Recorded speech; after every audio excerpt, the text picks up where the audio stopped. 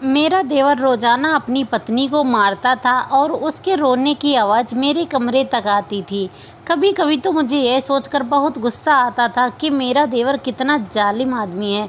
मैं सोचती थी कि मैं उनके कमरे में जाकर देखूं आखिर किस बात को लेकर रोज़ाना उनकी लड़ाई होती है।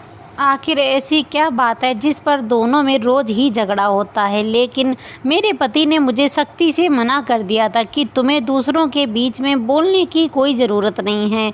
एक रात अपने पति के मना करने के बाद भी मैं अपने देवर के कमरे में चली गई और वहाँ पर मैंने जो कुछ देखा उसे देखकर तो मेरी आंखें खुली की खुली रह गईं। कभी कभी जो हम सोचते हैं वैसा कुछ भी नहीं होता, सब कुछ उससे उल्टा ही होता है। मेरे साथ भी कुछ ऐसा ही हुआ था। जब मेरे माता पिता ने मेरा रिश्ता शिवम के साथ तय किया था तो सब लड़कियों की तरह मैं भी बहुत खुश थी और बहुत सारे सपने अपनी आंखों में सजाए हुए थी।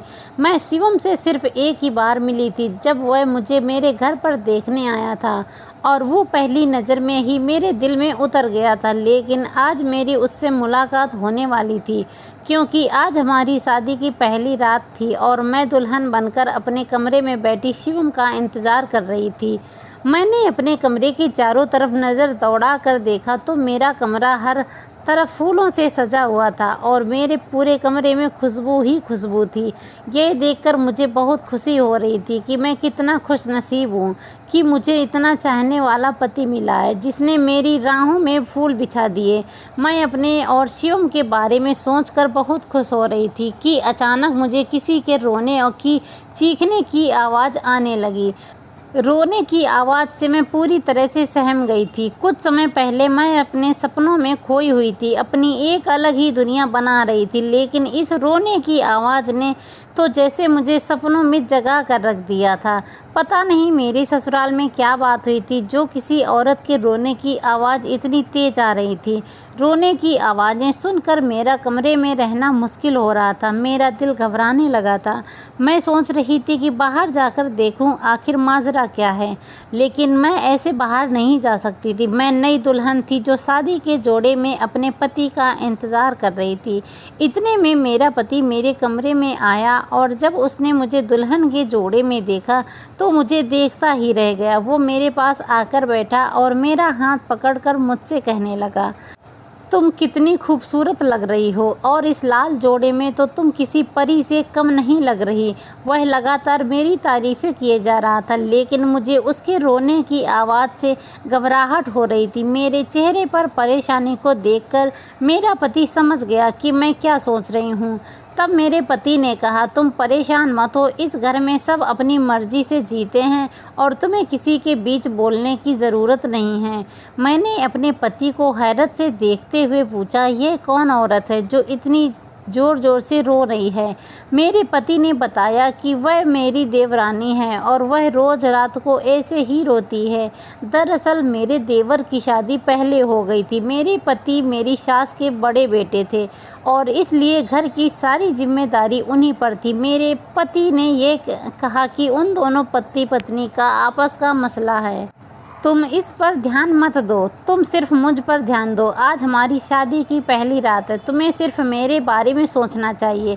इतना कहकर मेरे पति ने मेरा हाथ पकड़ा और मुझसे प्यार भरी बातें करने लगे। शिवम की बातों में मैं ऐसी खो गई, मुझे उस औरत के रोने की आवाज़ अब पता नहीं चल रही थी। शिवम मुझसे बहुत मोहब्बत करते थे और उनकी मोहब्बत को मैं महसूस कर रही थी। मेरी और शिवम की अरेंज मैरिज हुई थी। शिवम की माँ खुद शिवम का रिश्ता मेरे घर लेकर आई थी और मुझे अपनी पसंद से अपनी बहू बनाकर लेकर गई थी। मैं सोच रही थी कि पता नहीं मैं शिवम को पसंद आऊँगी या नहीं, लेकिन शिवम ने पहली मुलाकात में यह बता दिया कि वह मुझसे बहुत मोहब्बत करने लगे हैं।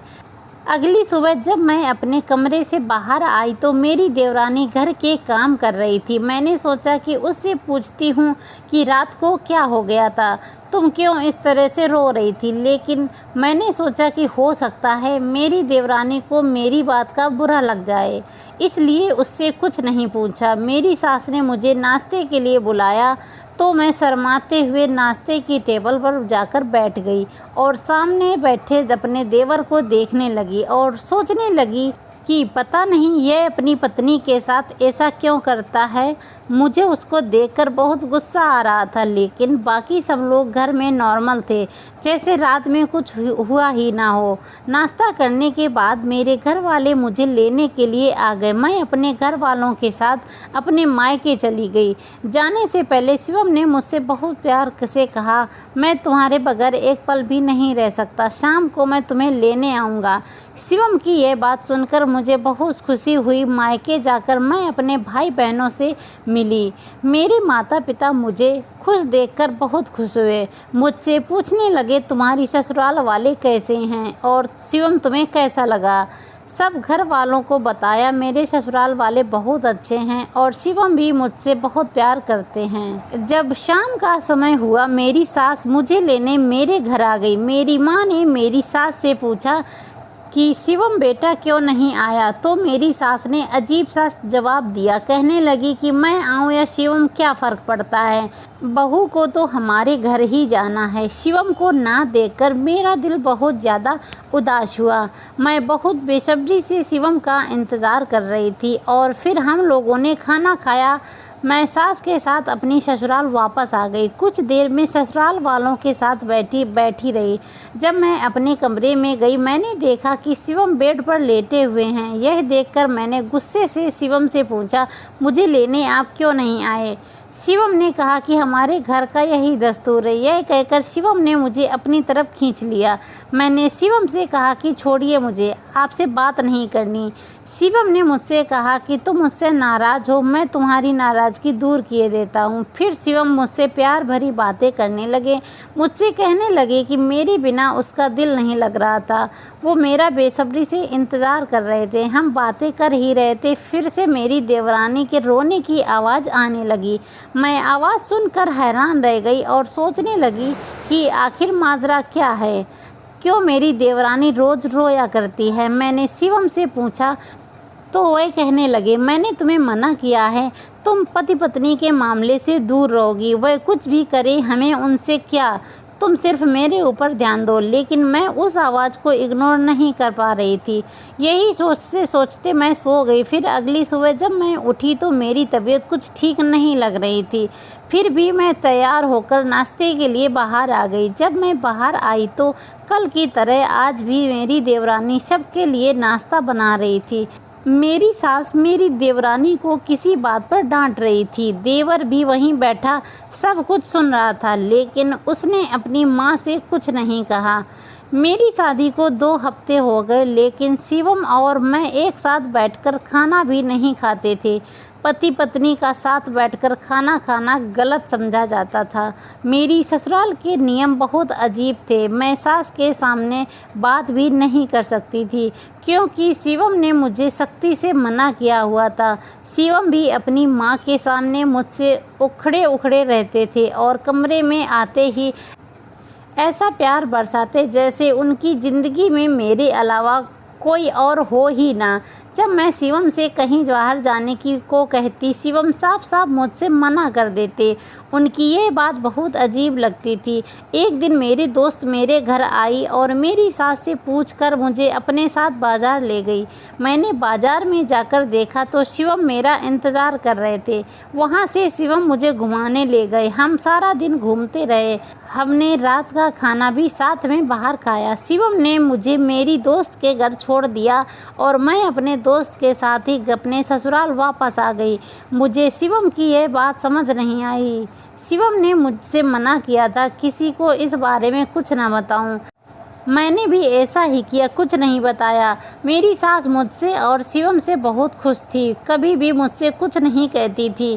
लेकिन मेरी देवरानी से वह हमेशा नाराज़ रहती थी, उसे ताने देती रहती थी। रोज़ रात को मेरी देवरानी के रोने की आवाज़ आती और मैं उस आवाज़ में खो जाती। जब शिवम मेरा उदास चेहरा देखते तो मुझसे नाराज़ होकर कहते कि तुम क्यों इस आवाज़ की तरफ ध्यान देती हो। मैंने शिवम से कहा, अपने भाई से बात क्यों नहीं करते।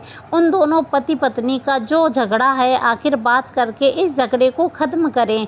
शिवम ने मुझसे कहा, मुझे कोई ज़रूरत नहीं है उन दोनों के बीच में बोलने की, और माँ इस घर की बड़ी है, माँ देख लेंगे क्या करना है। और क्या नहीं। मैंने भी सोचा कि शिवम ठीक कह रहे हैं, आखिर माँ को यह सब देखना चाहिए और उनकी जो भी लड़ाई है वह ख़त्म करवानी चाहिए। मैं जब भी अपने देवर को देखती मुझे उस पर बहुत गुस्सा आता और मैं सोचती कि दोनों भाइयों में ज़मीन आसमान का अंतर है। एक ये जो अपनी पत्नी बीवी को इतना जुल्म करता है, उसे मारता पीटता है, और एक मेरे पति हैं जो मुझ पर जान छिड़कते हैं, मेरे लिए कुछ भी करने को तैयार हैं, मुझे अपनी पलकों पर बिठा कर रखते हैं, और यह ना जाने क्यों अपनी पत्नी पर इतना जुल्म करता है और इसकी पत्नी बेचारी इससे कुछ नहीं कहती। एक दिन शिवम ने मुझसे कहा कि वह अपनी दोस्त की शादी में जा रहे हैं। मैंने शिवम से कहा कि मैं भी तुम्हारे साथ चलूँगी, पर शिवम ने मुझसे कहा हमारे यहाँ घर की बहू दोस्तों की शादी में नहीं जाती। यह सुनकर मैं खामोश हो गई और शिवम अकेले अपने दोस्त की शादी में चले गए। मैं अपने कमरे में लेटकर शिवम की यादों में खोई हुई थी कि रोज़ की तरह मुझे फिर से रोने की आवाज़ आने लगी।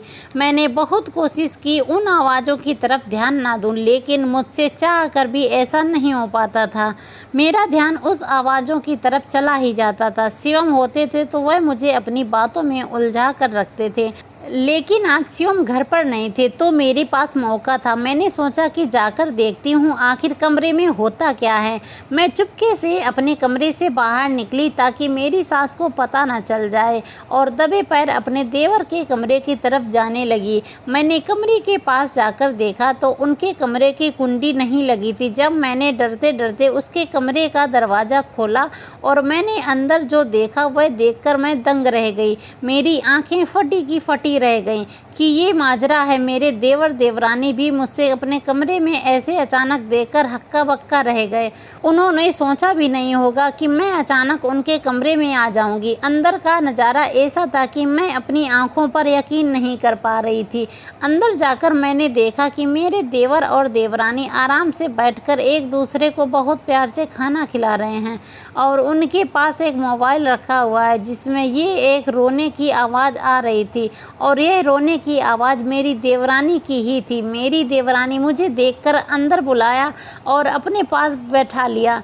मैं तो हैरत से अपने देवर और देवरानी का चेहरा देख रही थी और कुछ देर खामोश ऐसे ही बैठी रही। हम सब एक दूसरे के चेहरे देख रहे थे। उसके बाद मैंने अपने देवर और देवरानी से पूछा कि ये सब क्या है, मेरी तो कुछ समझ में नहीं आ रहा। आप रोज़ाना रोती है और इस घर में किसी को कोई फ़र्क नहीं पड़ता। मैं तो आप दोनों का झगड़ा ख़त्म कराने, सुलह कराने आई थी, लेकिन यहाँ तो कुछ और ही चल रहा है। क्या आप दोनों मुझे बताएंगे क्या बात है, या फिर मैं माँ जी से सब कुछ पूछूं? ये सुनकर मेरी देवरानी ने मुझे रोक लिया और तब मेरी देवरानी ने मुझे बताया मैंने और तुम्हारे देवर ने लव मैरिज की थी।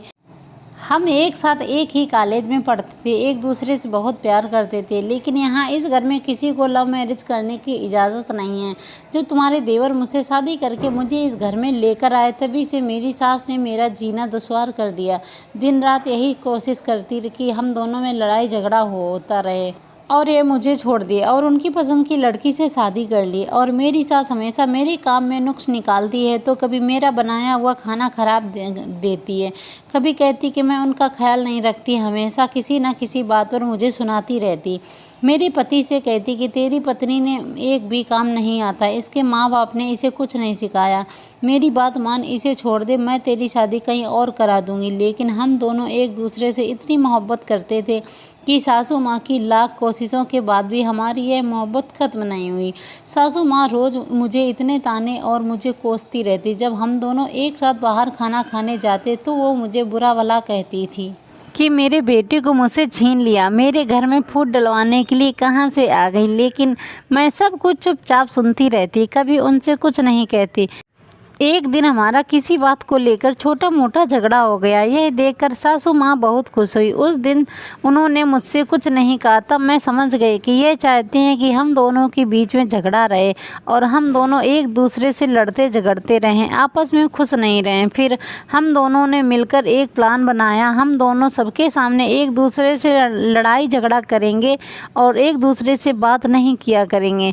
सबको ऐसा दिखाएंगे जैसे हमारे बीच में बहुत लड़ाई रहती है और हम दोनों एक दूसरे से खुश नहीं हैं। जब से हम दोनों ने यह करना शुरू किया तो सासू माँ ने समझा कि उनका बेटा मुझे अहमियत नहीं देता है और मुझे मारता पीटता है, मुझ पर जुल्म करता है। ये सोचकर वह बहुत खुश होती हैं और मुझे उन्होंने ताने देने भी बंद कर दिए। तब से हमने यही करना शुरू कर दिया।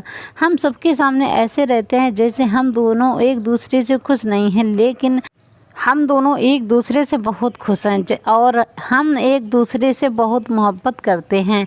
एक दूसरे के बिना नहीं जी सकते। शिवम को भी सब कुछ पता है और वो समझदार हैं, इसलिए वह माँ के सामने तुमसे कोई बात नहीं करता, ना ही माँ की किसी बात का उल्टा जवाब देता है।